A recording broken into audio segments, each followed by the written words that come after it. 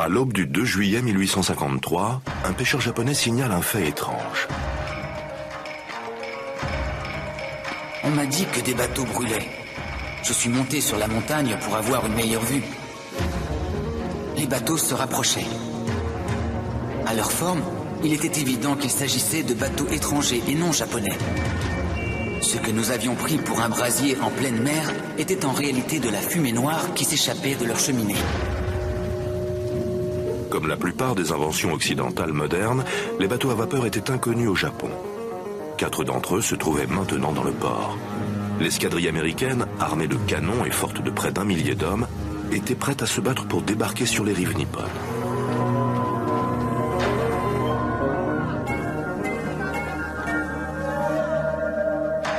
Le Japon était un pays entouré de mystères.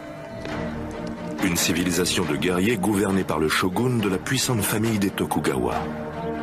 Cette dynastie avait réussi à tenir l'Occident à distance depuis plus de 200 ans.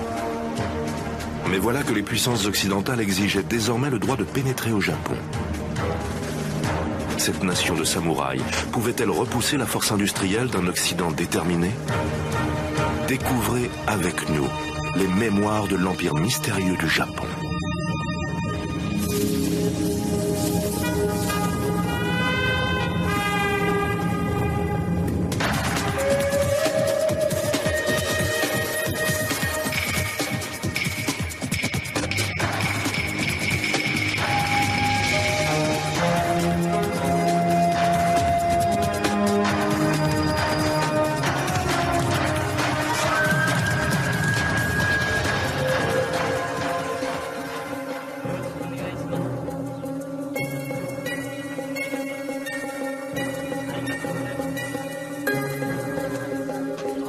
Tous ceux qui sont en contact avec nous sont liés par un serment qu'ils ont signé de leur propre sang, par lequel ils s'engagent à ne pas nous dire ou nous confier la moindre information sur la situation du pays, leur religion et les secrets du gouvernement.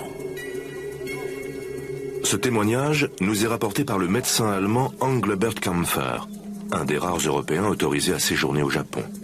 C'était en 1690, et les Japonais considéraient tous les Occidentaux comme des barbares qui menaçaient l'ordre de leur société. Ils étaient décidés à garder leur île fermée à l'Occident le plus longtemps possible. La seule exception était une minuscule colonie de commerçants néerlandais qui avaient accepté de vivre confinés sur une petite île dans le port de Nagasaki. Pendant plus de 2 siècles, ce comptoir commercial placé sous étroite surveillance a constitué l'unique fenêtre par laquelle l'Europe pouvait entreapercevoir cet impénétrable pays. La compagnie néerlandaise des Indes orientales avait envoyé le docteur Kampfer pour qu'il veille sur la santé de la communauté néerlandaise.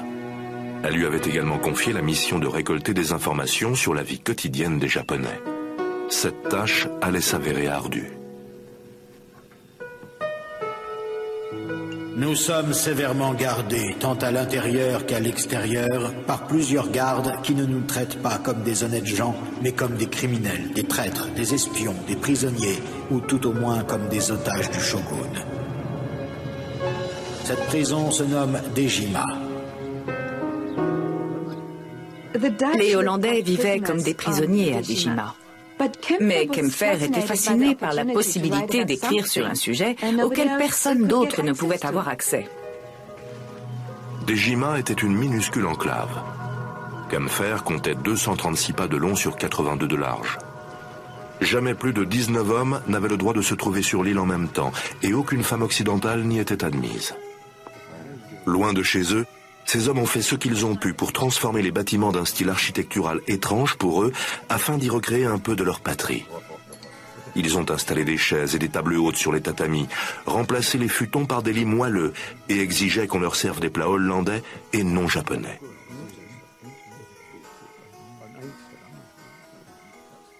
Aucun Japonais n'était autorisé à avoir des contacts non surveillés avec les Hollandais, hormis les prostituées. Pour pouvoir réunir des informations pour son rapport, Kampfer avait cependant réussi à se constituer un petit groupe d'informateurs japonais involontaires. Je les faisais bénéficier gratuitement des services de ma profession, de médicaments, tout en leur servant cordialement des liqueurs européennes. J'en profitais pour les questionner sur les affaires locales, la nature, les affaires séculières et spirituelles, dans la plus grande liberté.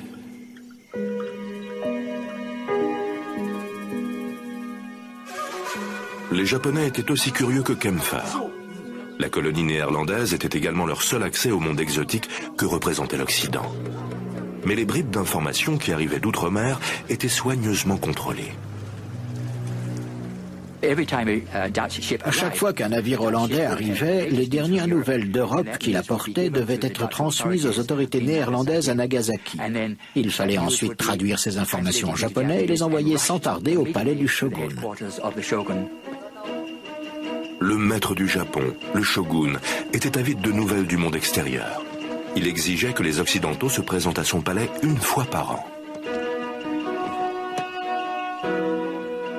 Kempfer n'a vraiment vu le Japon qu'une seule fois pendant son voyage de Nagasaki à Edo, la capitale du shogun.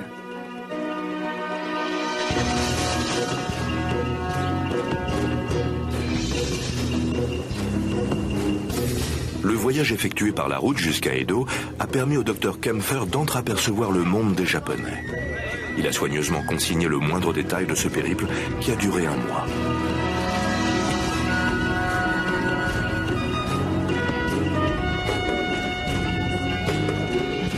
De nombreux honneurs, généralement réservés aux seigneurs de province, nous sont accordés. Les routes sont balayées et arrosées pour éviter que de la poussière ne se soulève. Dans les maisons qui longent la route, les gens sont agenouillés derrière les volets et observent notre procession dans un profond silence.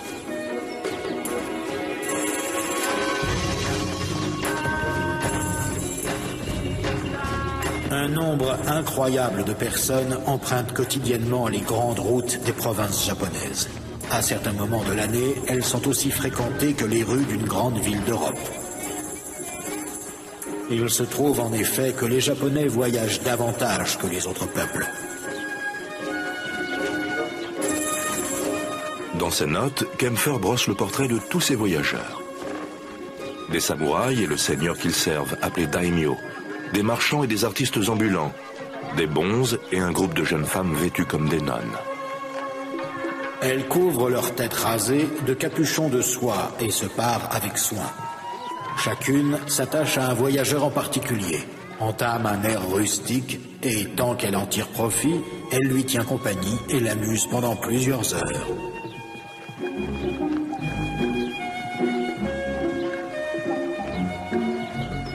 Plus le trafic sur les routes augmentait, plus il y avait de marchands prêts à pourvoir aux besoins des voyageurs.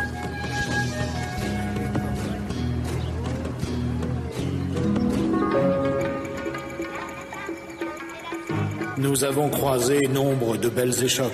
Commerçants, marchands d'étoffes, vendeurs de remèdes, vendeurs d'amulettes, libraires, souffleurs de verre, des apothicaires et d'autres camelots qui vantaient haut et fort la qualité de leurs marchandises.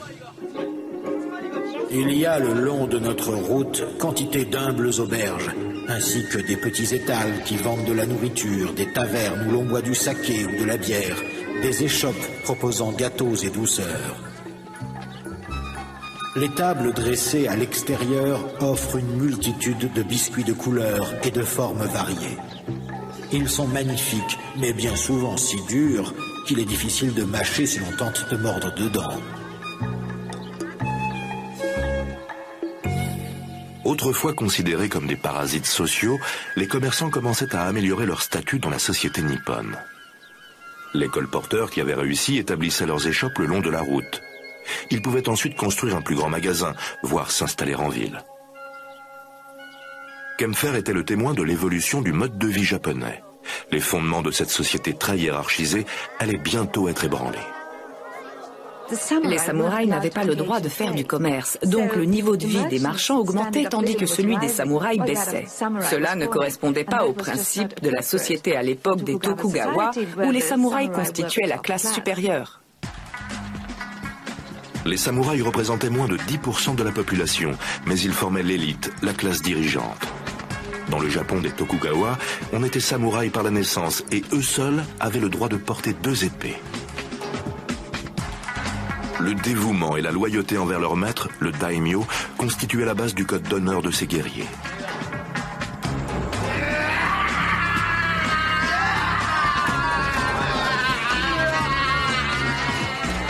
Mais le Japon connaissait alors une période de paix et l'avenir était incertain pour la classe des samouraïs, autrefois privilégiés.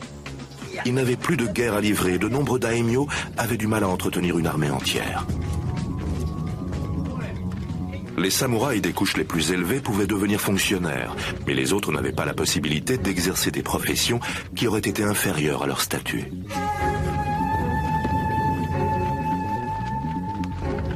De plus en plus de samouraïs sans maître, les ronins, erraient ainsi dans les campagnes, à la recherche d'un nouveau maître à servir.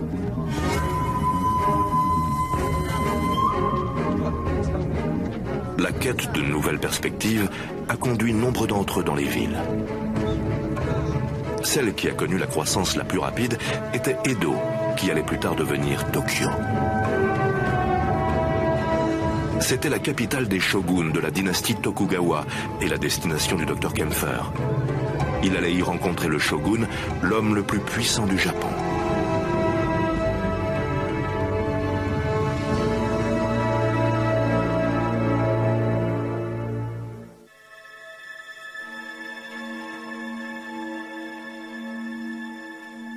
Une fois arrivé à Edo, le Dr Kempfer est resté enfermé en résidence surveillée pendant 2 semaines. Il a finalement été convoqué au palais du 5e shogun, Tsunayoshi Tokugawa.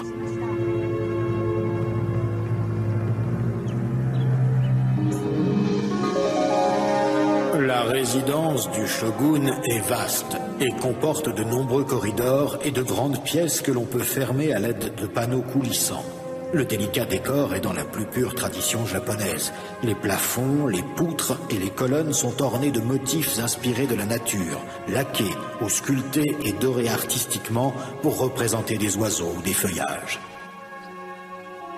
Ce qui est important concernant le 5e shogun Tsunayoshi Tokugawa, c'est qu'il s'agit du premier shogun qui n'a pas reçu une éducation de samouraï. C'est un lettré qui n'est pas censé devenir shogun. Il avait par conséquent une vision du monde très différente. La mère du shogun était la fille d'un marchand.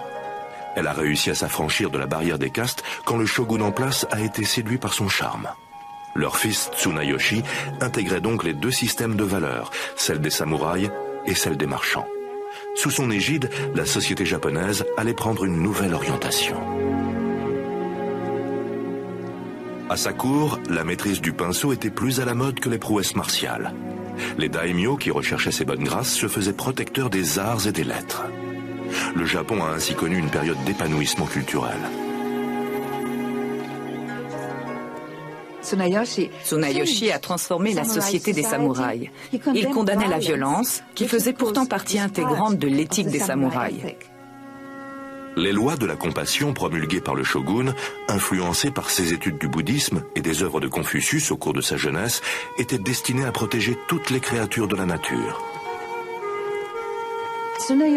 Les lois de la compassion édictées par Tsunayoshi protégeaient ceux qui se trouvaient en bas de l'échelle sociale. Certaines de ces lois luttaient contre l'infanticide, ce qui était un grand progrès. Quand ils ne pouvaient plus les nourrir, les parents abandonnaient leurs enfants. Ils les laissaient simplement mourir. Mais Tsunayoshi a ordonné que désormais, les autorités devraient les prendre en charge. Mais Tsunayoshi Tokugawa est également connu pour avoir dilapidé les richesses de l'Empire pour ses propres plaisirs et pour avoir mené ses réformes avec une sévérité et un extrémisme qui l'ont rendu impopulaire. Né l'année du chien, le shogun a publié des lois très strictes pour protéger les chiens. Les samouraïs entretenaient de grandes meutes dans leurs demeures. Les chiens dont ils ne voulaient pas s'embarrasser étaient livrés à eux-mêmes, rôdaient dans les villes et attaquaient souvent les enfants. Personne ne voulait assumer la responsabilité de ces chiens. Et bien sûr, le shogun ne pouvait pas ordonner de les tuer. Il a fini par faire construire des refuges pour chiens.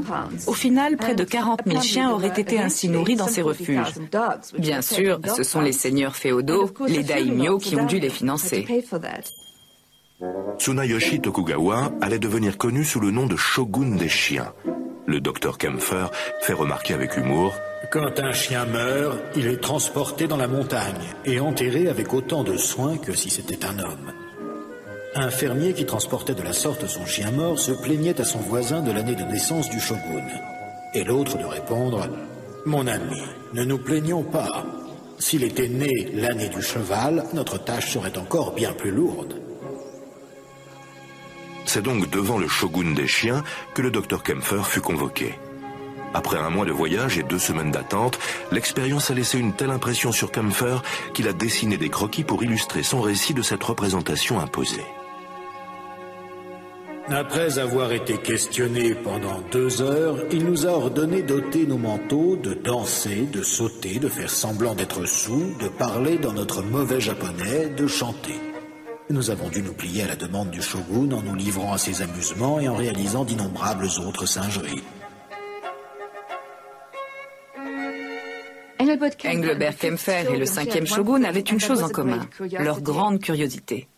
Mais lors de cette audience, le shogun se tenait derrière un panneau en bambou. Il a demandé à Kempfer de s'approcher du panneau et d'enlever sa perruque, de danser et de chanter pour lui. Et Kempfer s'est efforcé d'apercevoir le shogun et ses femmes derrière le panneau. Mais ils n'ont jamais pu se parler face à face.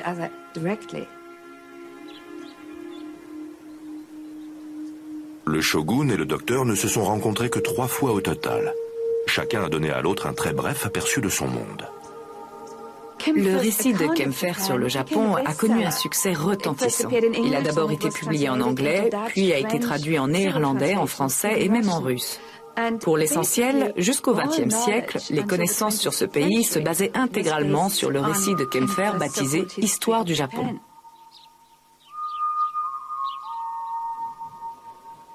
Le Japon n'avait aucune envie d'ouvrir ses portes aux Occidentaux. Le pays vivait en paix, mais l'économie était en déclin. Des milliers de samouraïs sans maître allaient maintenir le pays sous tension.